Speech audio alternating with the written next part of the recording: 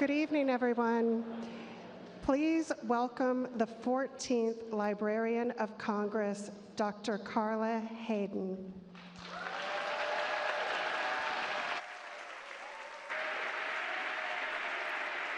Oh, thank you. Thank you. Well, thank you and good evening and welcome to the Library of Congress, to everyone here in the Jefferson Building and through our live stream. I am truly delighted to have all of you here to celebrate our United States Poet Laureate, Ada Limon.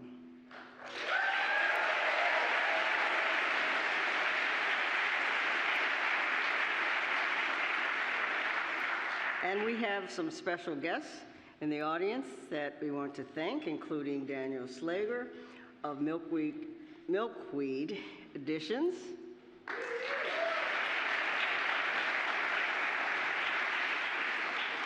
Carrie Olson of the National Park Service,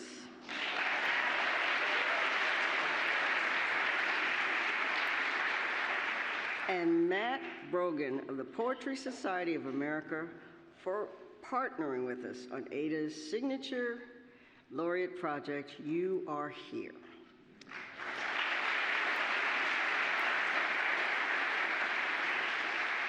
And we also want to give a special thank you to Judith Maisel, who's watching us from her home in Chicago, for her ongoing support of Ada and her laureateship. And finally, thank you to Vaughn Fielder of the Field Office, who worked alongside our Literary Initiatives Office so closely during the last 3 years to help make Ada's tenure a success. We also have guests from the poetry community who are here to celebrate Ada. Fellow award-winning poet Kevin Young,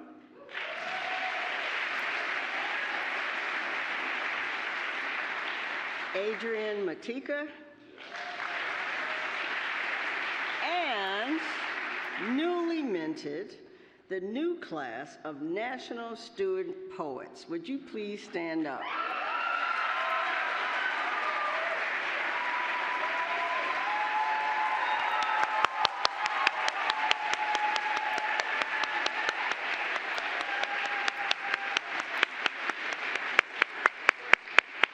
We're so glad you're here because you are the future, so thank you.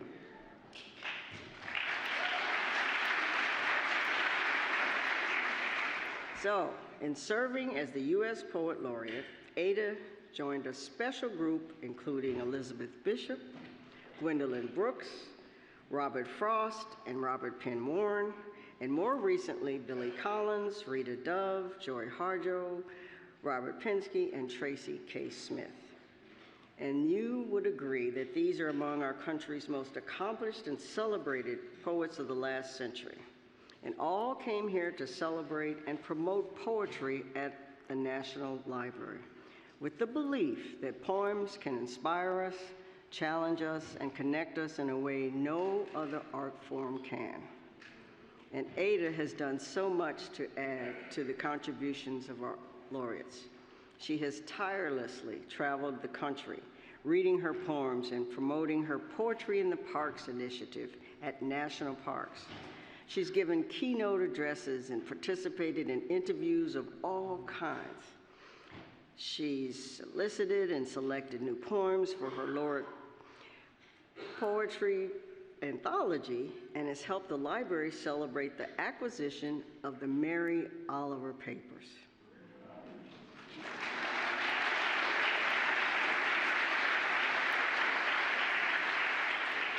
She has even written occasional poems in the role, like for the 5th Annual National Climate Assessment and the NASA Europa Clipper mission, making her the only laureate to send a poem into space.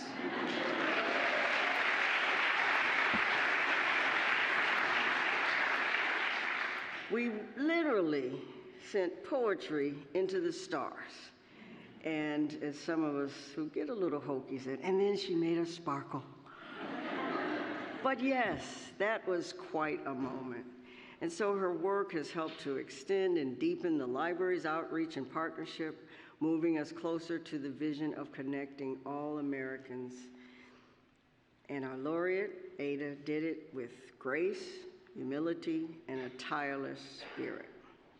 And so tonight, Ada will honor the tradition of the laureateship with a closing lecture, and hers is appropriately titled, Against Breaking, on the Public and Private Power of Poetry. And I know it will give us insight into her laureate work, but also what it means for her to start with a blank page and begin again. And poems have been said to be acts of faith. They offer our most intimate and searching language to anyone who is open to it. And each one requires its own form, its own discovery. In book after book, our laureate has shown us how rewarding this very private work can be for so many. I want to take this opportunity to personally thank Ada for all she has shared with us as the U.S. Poet Laureate, for what she will share on this stage, and for all she will continue to share as one of the greatest voices of this century. So please join me in welcoming U.S. Poet Laureate Ada Limon.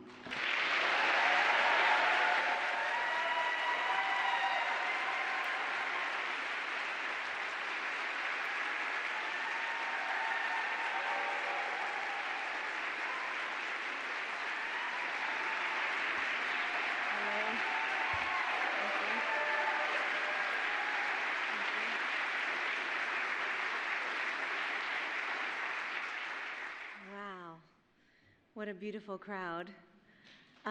Thank you so much for being here tonight. I am so moved by everyone who came out to the historic Coolidge Auditorium and has gathered for my last event here at the Library of Congress. No one knows where the future will take us or even where the present will take us, but I'm so honored and proud to be in this room with all of you, gathered here for the sake of poetry, for the sake of language and meaning, and for what it means to make something that matters. Also, I love the word gathering, to gather oneself, to gather for worship, the gathering storm, to bring together, to gather strength, to gather courage. So thank you for gathering with me. I want to begin where I hope to begin all my days and all my hours, which is in gratitude.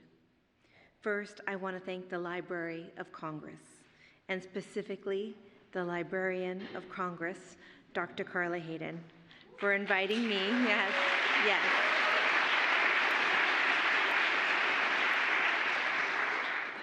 for inviting me a little under 3 years ago to serve in this role. I was so much younger then. Weren't we all? But you have been an inspiration and a mentor to me. You are a constant reminder of what it is to serve with dedication, with generosity, and with wisdom. May all leaders learn from you and your impeccable grace. And let me pause for a moment to read you the mission of the library: to engage, inspire, and inform Congress and the American people with a universal and enduring source of knowledge and creativity. Don't we need that? Yes.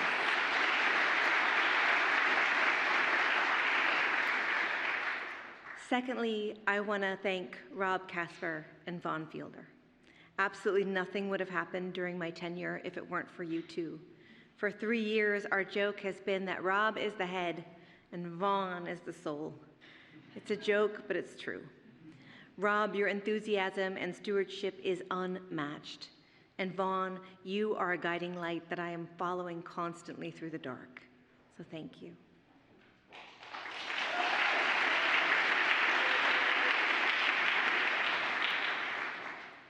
And before I begin the main portion of my talk, I want to add 2 things, and one is that I wore red on my first event because my husband said not to be subdued. And I wore green because all of my dear friends at the National Park Service said to wear green for the parks.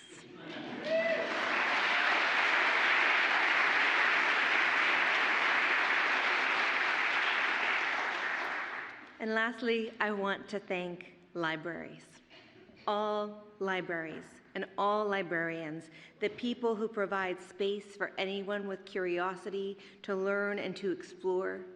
When I first went on a tour of the reading rooms with Vaughn, I kept being moved almost to tears, not just by the books or items in the collections, but how someone saved those items and thought to save them.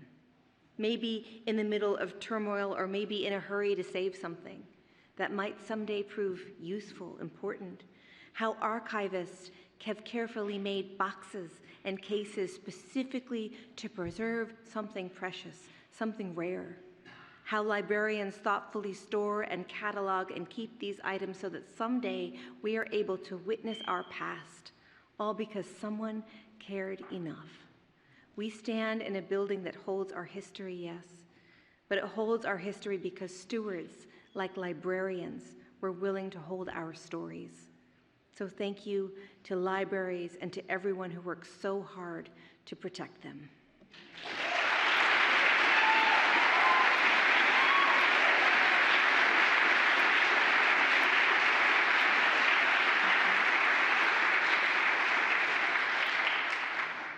And now to the meat and bones. How are you guys doing? You're good? Okay. It is such a pleasure to be with you all. Welcome.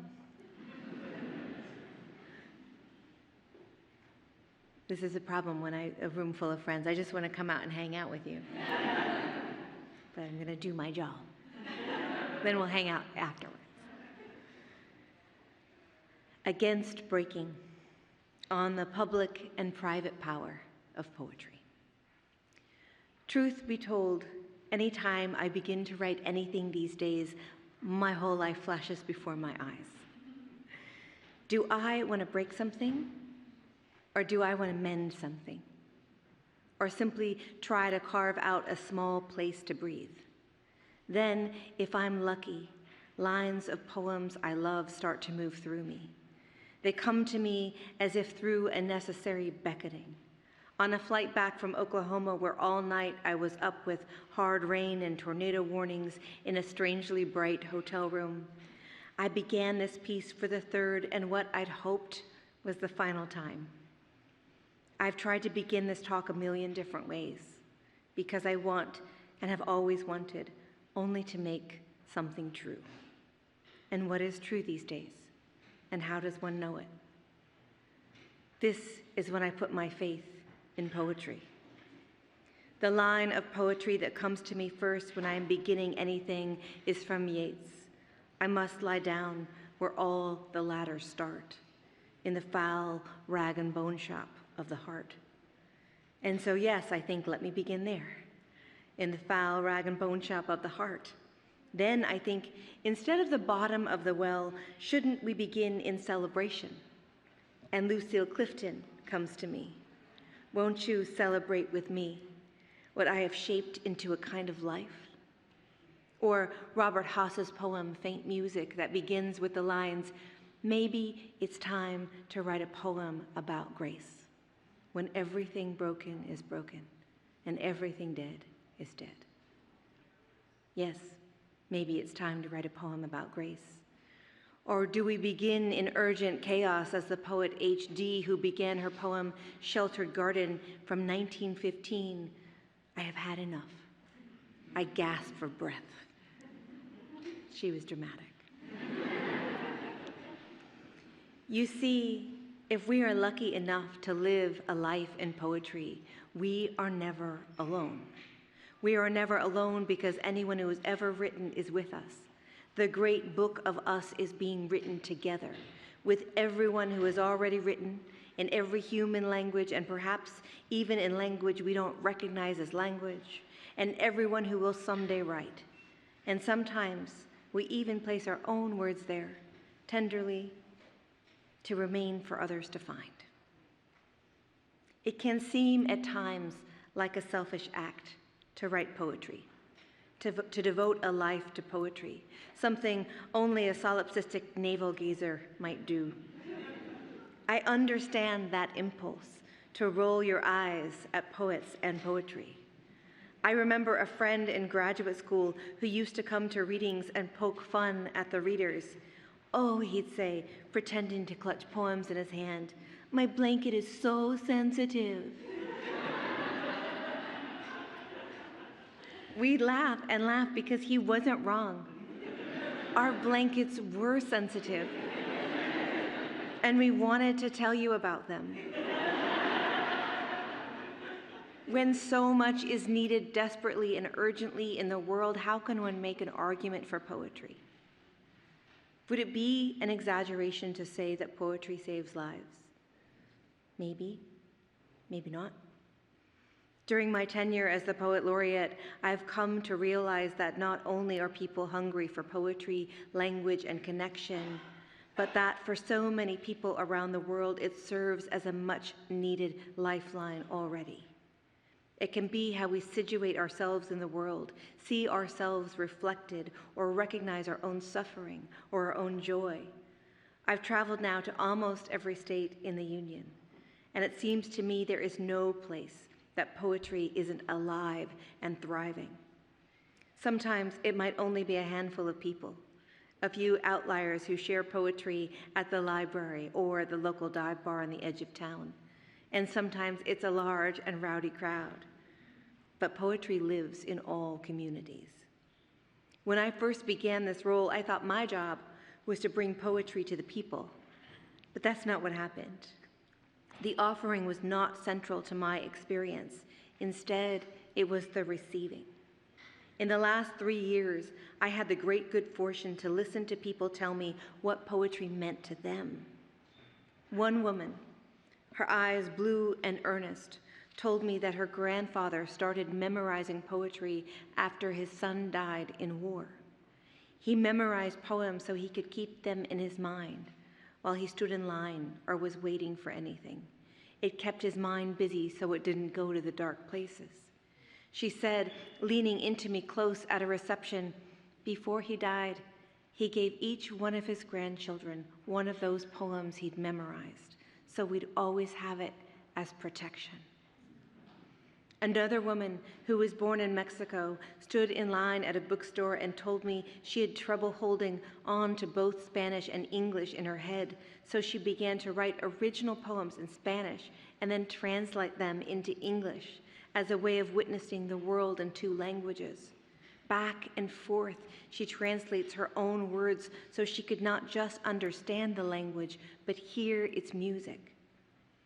Deep in the California desert, where it seemed a town came out of nowhere, out of tumbleweeds, weeds, and red rock outcroppings, a young student said, "I read this book every day when I was in the hospital for 2 weeks.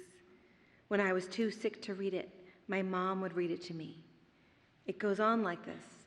Stories of people carrying a poem in their back pockets until it was so worn they couldn't read it anymore.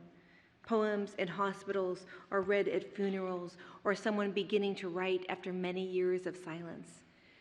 Maybe poetry does save lives. I woke up one morning recently with a line by Stanley Kunitz in my mind. It was from his poem, The Testing Tree. In a murderous time, the heart breaks and lives by breaking.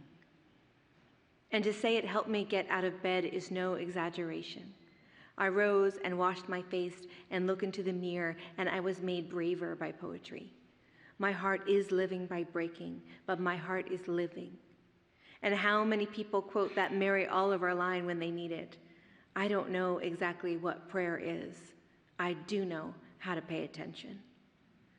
Or when I'm stuck in the middle of something difficult, some immovable obstacle in front of me, I conjure up Jean Valentine's poem, Door in the Mountain.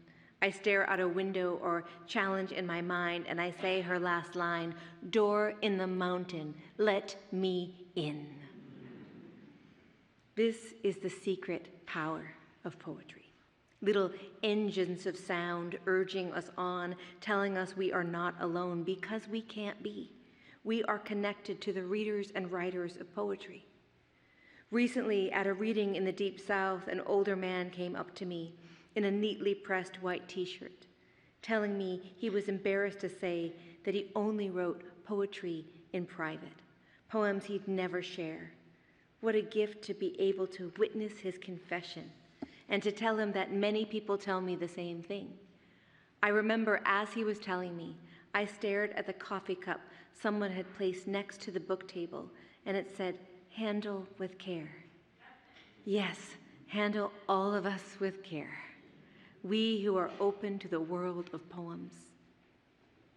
It gives me great joy to know people are writing secret poems.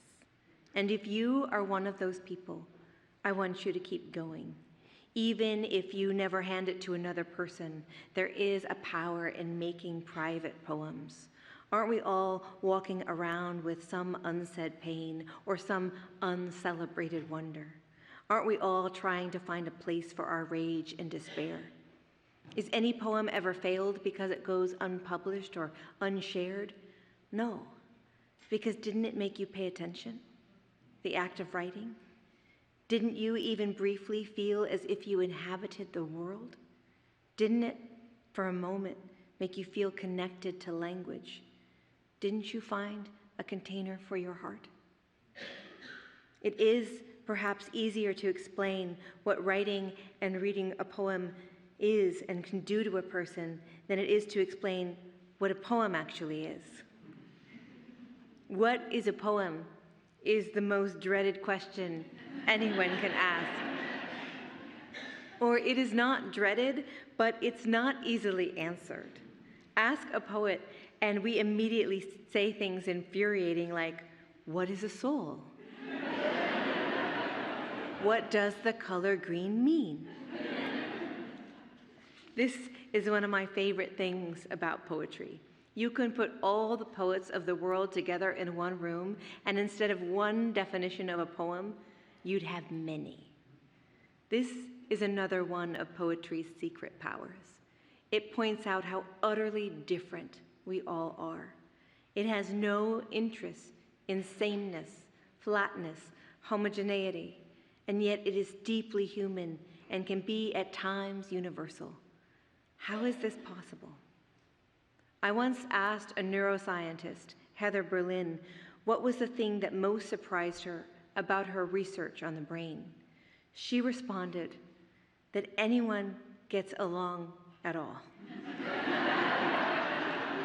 That anyone can be in a relationship with anyone else because our brains are so completely different. I've never forgotten that conversation, and it struck me as so revealing. If we are built so differently, why on earth are we ever trying to be the same? We aren't supposed to be the same. We aren't supposed to write the same. We aren't supposed to make the same art, or have the same beliefs, or love the same things, or love the same way, or worship the same way, or speak the same way. Well, that's what machines do. We are not machines. It's no surprise to me that with the exponentially rapid rise of artificial intelligence, we are re-examining our relationship to technology. And in my mind, we are putting far too much faith in technology. While I have deep concerns and anger around AI and its use of our poems, our words, our personal literature, not to mention its use of one of our most precious resources, water, as a poet, I wonder, why would we ever want AI to make art for us? Isn't that one singular joy we get for ourselves? But perhaps it's no surprise that people want to see if AI can write a poem. Why? In my opinion, it's because we want to know if AI has a soul. We want to see if what we created is indeed alive. And poetry is a way of testing that fact. But we aren't built with identical brains, And if we aren't, how do we come together? How do we, as Heather Berlin said, ever get along with anyone? This is where poetry comes in. If you have ever wondered what someone was thinking, or how they remembered a certain event, or how images unfolded in their minds for them, or what the inside of their thought patterns look like, then you've wondered what their poems would look like. You wanted to open their secret selves like one might split a rock to find a geode inside, and that geode, that sparkling surprise, that's poetry. Listen, let me interrupt myself here and admit that there are days I do not want to read a poem. And there are certainly days that I do not want to write a poem. Why is that? Because there are days when I don't want to feel. Or rather, I only want to feel safe and soft things. Poetry does the work of opening us up to our feelings, and it's not surprising that it can often make people cry, even those of us who very much wish not to cry.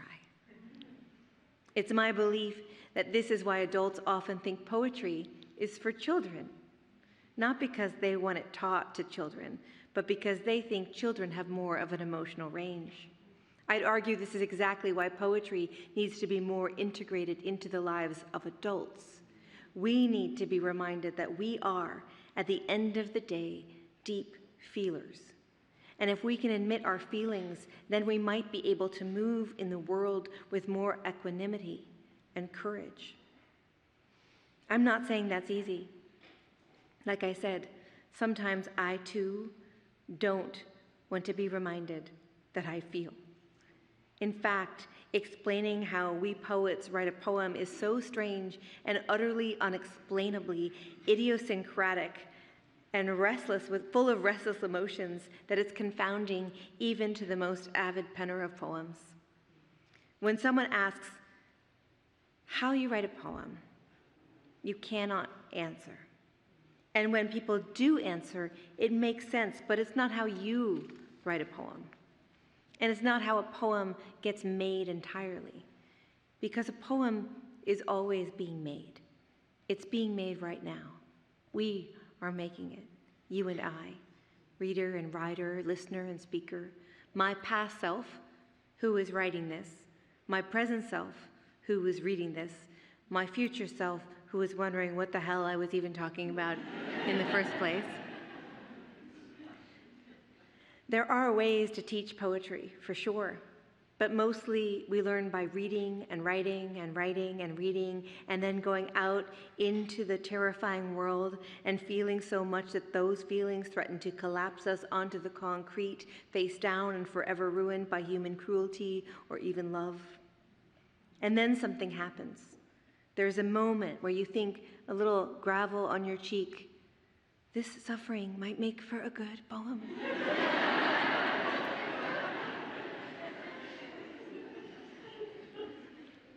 Or this wonder might make for a good poem. It might even be simpler than that. You might think, is this concrete or cement? And what really is the difference? Or you might begin to think, oh, it's that the seas are different. A hard sea in one and a soft sea in the other. The hard sea in concrete, like cave or crash or catastrophic, compared to the soft sea in cement, like the sea itself, like supple or simmer. And of course, even at this point, you've entirely forgotten to interrogate the real material difference between concrete and cement. But you have determined that they are entirely different because they sound different. How do we say that this is how a poem is made? In the cement mixer of the soul. And your cement mixer is different than mine. And isn't that marvelous? When you read another person's poem, you are entering their music and their syntax. And because of the line breaks, commas and caesuras and stanzas, you're entering their breath. It's oddly intimate. We can inhabit each other's lives just by reading a poem aloud. And because it is intimate, how can you be alone if you have poetry? At a time when loneliness is being called an epidemic and division seems as basic to our daily lives as breathing, how could you not want an art form that allows for a type of connection? A connection that is on a different frequency than social media platforms, because it's on a human frequency, the algorithm of the body and the soul. And while this might not seem like a secret power of poetry, the fact that it is very difficult, if not impossible, to monetize poetry allows, it's true, poets know, allows for poetry to remain subversive. Poetry has the benefit of being outside economic systems. Is that a fancy way of saying that poetry doesn't make money? Yes. But it's more than that. It's meant to be free. It's meant to be given. It is meant to travel one poem at a time, like pollen from a tree floating through the air to make more trees. Poems travel that same way. And because of that, they remain sacred, unbothered by trappings of the usual oppressive systems. I think of Gregory Orr's poem that reads, "How lucky we are that you can't sell a poem, that it has no value.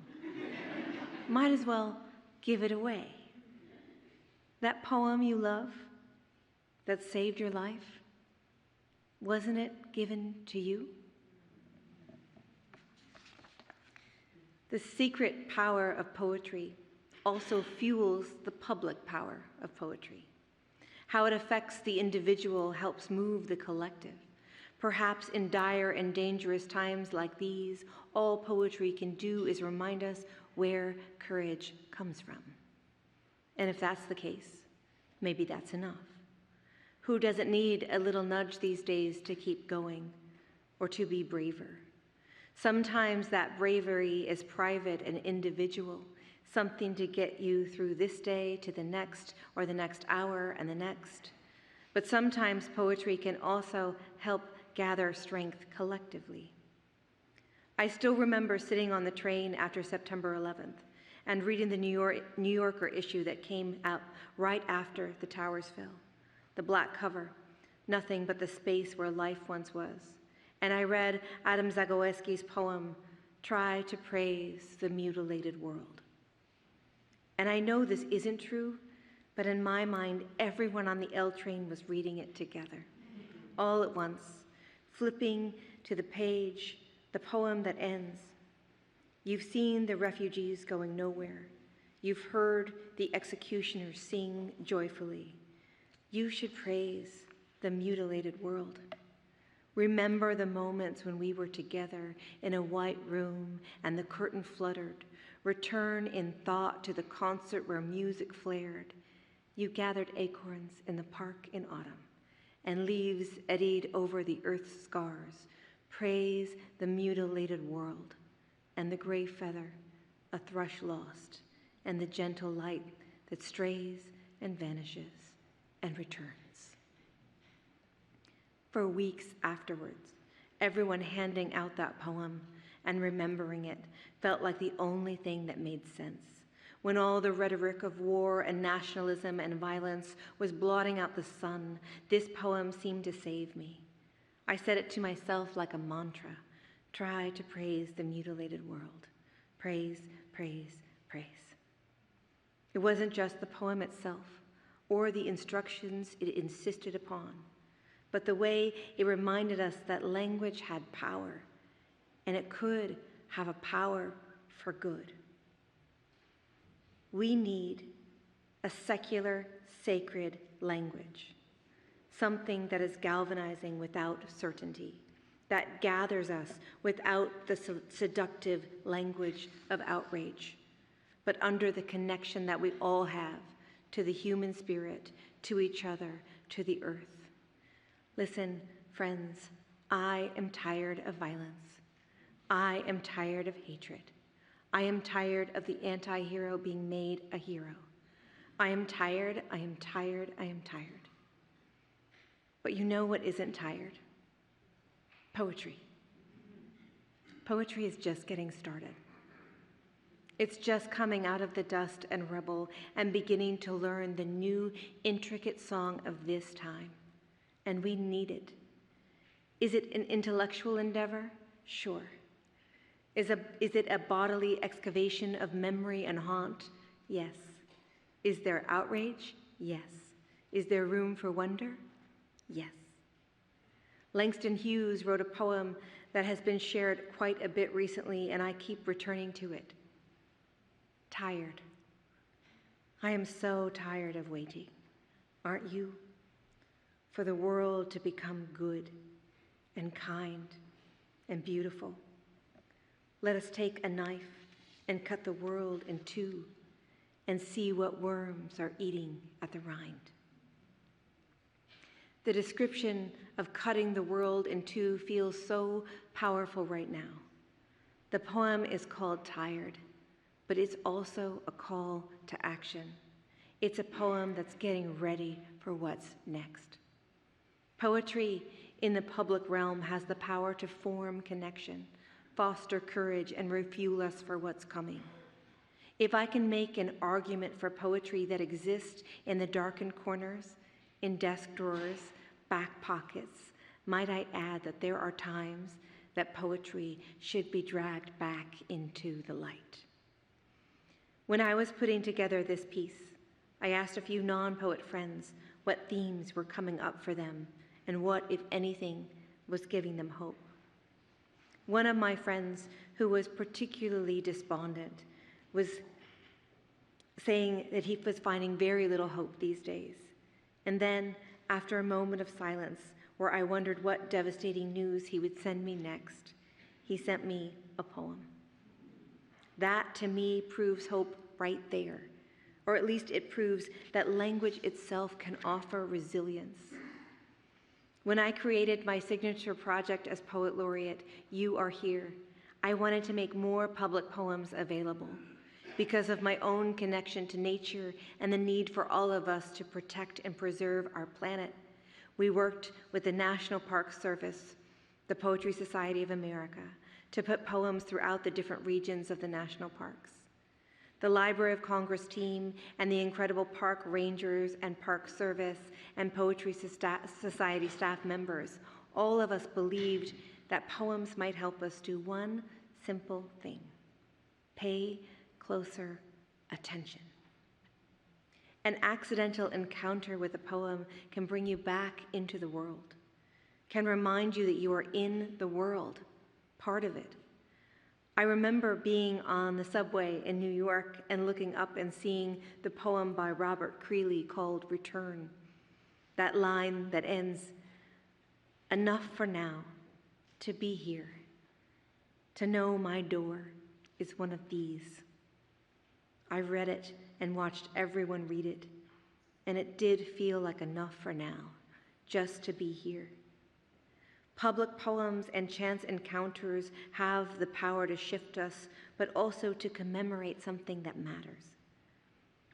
Over my last year serving in this role, I've watched as people have gathered from all over the country around poems, unveiled at our beautiful, necessary national parks. They sat around the poetic installations and read them aloud together. It might not seem earth-shattering or monumental, but language in these public spaces matter. Arguably, the most public poem in this country is at the base of the Statue of Liberty, The New Colossus by Emma Lazarus, the poem that contains so many lines we know. Not like the brazen giant of Greek fame, with conquering limbs astride from land to land. Here at our sea-washed sunset gates shall stand a mighty woman with a torch, whose flame is the imprisoned lightning, and her name, Mother of Exiles. There was a time when students were asked to memorize this poem. And while Emma Lazarus died at 38, her poem changed the meaning of the Statue of Liberty forever. It is nearly impossible to think of the statue without thinking of her sonnet that was engraved at its base in 1903. Not only can public poems serve as a way of connecting us, they can also be a reason to gather. During our You Are Here events at national parks, hundreds of people came out to see the poem unveiled and to sit at a picnic table to hear poems and connect to some of our most beloved natural spaces. The word I keep coming back to is belonging. It felt as if we were all coming together so that we could prove that we belonged to this earth, not that it belonged to us, but that we belonged to the planet itself. And for a brief moment, it felt like we belonged to each other as well. In the Cuyahoga Valley National Park, the sun was very hot. My dress had ripped completely up the back.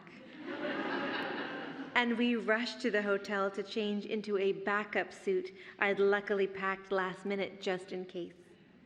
The suit was hot on stage in the summer Ohio heat. I was tired and feeling a little bruised by the world, but I had a moment where I thought, this is what we are supposed to be doing. Gathering for the sake of nature under this enormous tree, reading poetry and doing this for each other, doing what Adam Zagajewski told us to do, praise, praise, praise. And this is when Ross Gay's poem, Sorrow Is Not My Name, comes back to me, that includes the passage, there are, on this planet alone, something like 2 million naturally occurring sweet things. Some with names so generous as to kick the steel from my knees. Agave, persimmon, stickball, the purple okra I bought for $2 at the market. Think of that. I've argued for most of my life that poetry is powerful in part because it exists in the questions and holds no answers. It's the opposite of a polemic or a prescription. Instead, it's an interrogation of the world and one's place within it. That said, perhaps even though it doesn't hold answers, perhaps it is an answer. When my maternal grandfather died, my grandmother, his wife of 76 years, right after the funeral, leaned to me and said, "Now, teach me poetry." And I think about that on a daily basis. Poetry seems to respond to things that are too large to be said, that the feeling is too big. Even as I write this in prose, I find myself resisting the sentences, the need for clarity of thought. It's not that I don't want to be clear. It's that I trust the mystery so much more. The images, the way in which each individual story returns to me all at once as I say these words. Audre Lorde once wrote, "If I didn't define myself for myself, I would be crunched into other people's fantasies for me and eaten alive." Poetry can help us, prevent us from being eaten alive. Because if we write it, we are allowed to reframe the narrative, recenter the truth, and reimagine a different type of future. If we are readers of poetry, we can search for the poems that allow us to feel not just seen, but beheld. The right poem can make us recommit to the world. At this very moment, we need to gather strength and resilience and compassion in any way we can. Perhaps poetry for you is the secret place where you get to be as free and as safe as you can. Perhaps you can make that blank page a place where you can lay down everything you need to lay down. Maybe it's where you go to get stronger. Maybe it's where you go to get softer. But know there is a place you can go on the page where no one controls you but you. And that right there is a mighty power.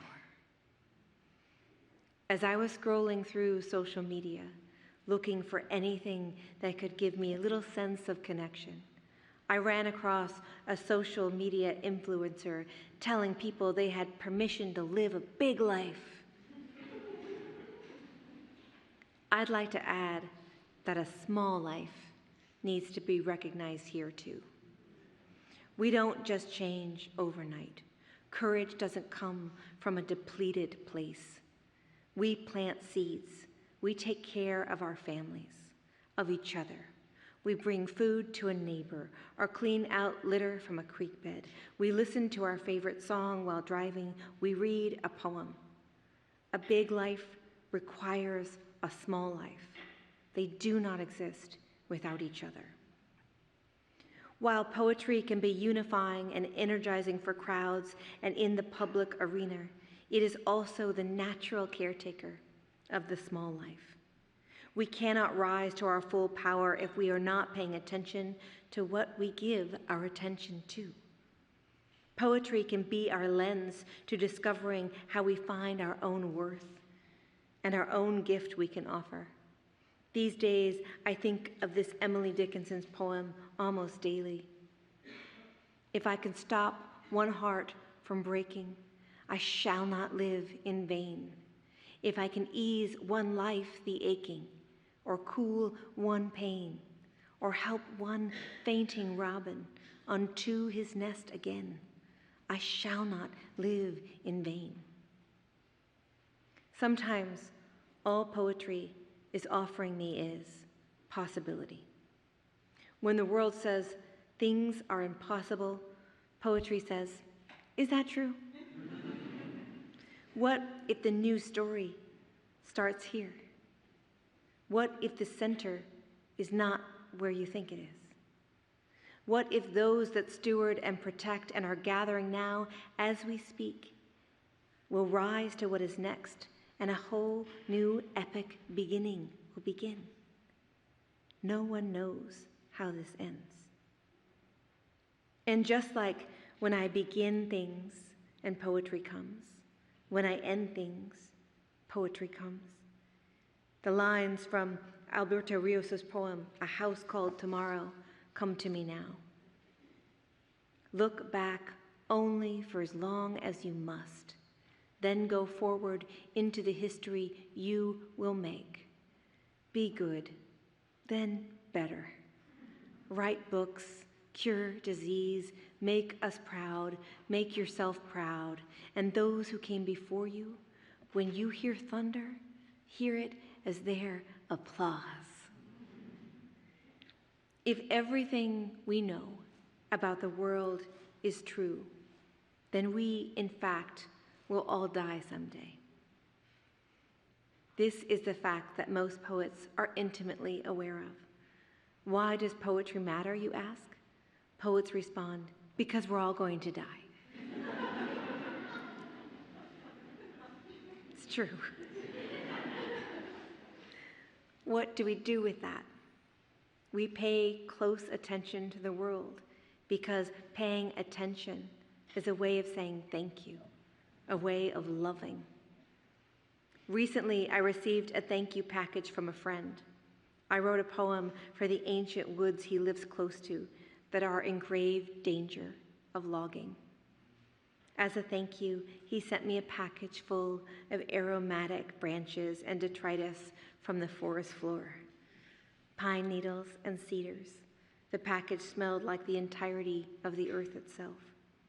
I opened it, and there was a little note that said, I am so grateful. I thought, this is a poem right here, a handful of earth we are sending to someone else with a thank you bound at its core.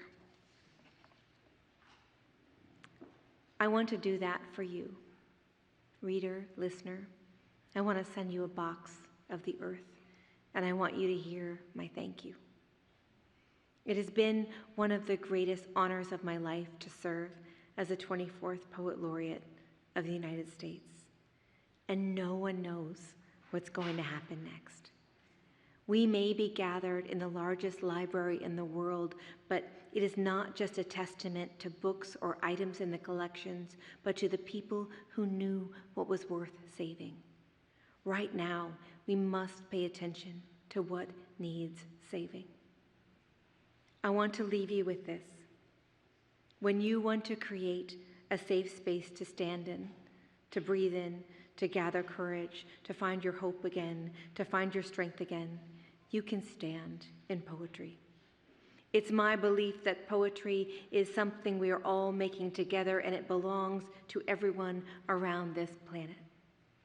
And it does not believe in nations, or borders, or cruelty, or power for power's sake, or war, or violence, or causing harm. Poetry wants us to be our free and best selves, open to wonder and open to making a life that matters, both big and small. As June Jordan once wrote so brilliantly, we are the ones we have been waiting for. And we are. Listen, I'm not saying you have to love every poem I love, or love any poem I write. It could be that I'm the wrong person to convince anyone of anything. I say hello to crows as if they will say hello back. And sometimes they do. I shout out at trains to see if I could match their howling, and point at the moon because, it's the moon. But let me say that if you feel the need to trust language again, to remember that language could have power, could hold multiple truths, then you need poetry. If you need to be reminded of what makes us human, tender, brave, flawed, and worthy of love, then you need poetry. But I also understand that if I cannot explain to you what poetry is, how can I convince you to love it or tell you that it matters? There's also some part of me that wants to say, if you can't understand why poetry matters, that's okay. If you don't love poetry, that's okay. I release you. Be well. Be free. Be exquisitely removed from this conversation. And yet, I want everyone to know this kind of magic, the sort of trembling a good poem can offer, the way writing poetry can excavate pieces of your soul you did not know existed. But not everyone has to feel this way. Not everyone has to love what I love. In fact, I'll say this: you do not have to love poetry, but you have to love something. Even simpler, you have to love. Thank you.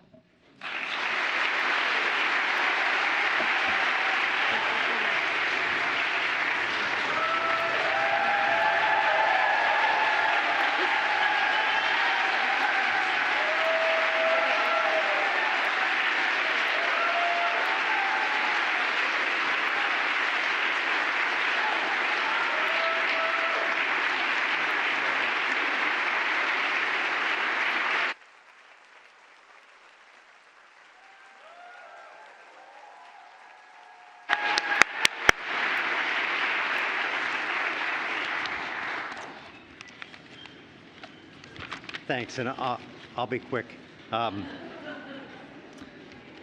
It was wonderful. I will say I led many of you to the last remaining seats here in the Coolidge Auditorium, and I actually gave away my own seat and sat on the stairs and looked at all of you, and I took one of those pano pictures of an amazing, full, and vibrant Coolidge Auditorium for posterity.